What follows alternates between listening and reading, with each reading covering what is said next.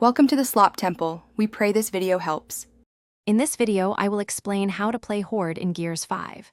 Horde mode challenges you and 4 teammates to survive 50 intense waves of enemies. Your primary goal is to protect your fabricator, a crucial device that allows you to build defenses.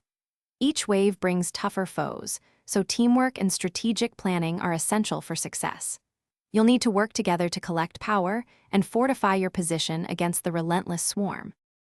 Selecting the right character class is vital for your team's survival. You can choose from several distinct roles, such as a damage-dealing offense character, a resilient tank, or a crucial support class.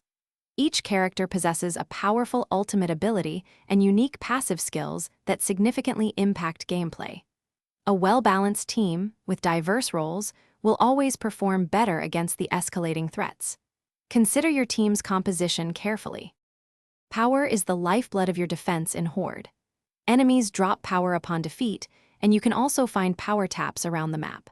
Collect this power and deposit it into your fabricator. This resource allows you to purchase and upgrade essential fortifications, such as barriers to slow enemies, sentries for automated fire, and weapon lockers to resupply. Strategic placement and consistent upgrades are key to holding your ground.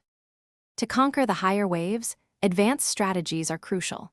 Focus on upgrading your most vital fortifications first, like your main barriers and powerful sentries. Effective communication with your teammates is paramount. Call out dangerous enemies and coordinate your ultimate abilities for maximum impact. Establishing a robust defensive perimeter early on will set you up for success as the waves become increasingly challenging. Work together for victory.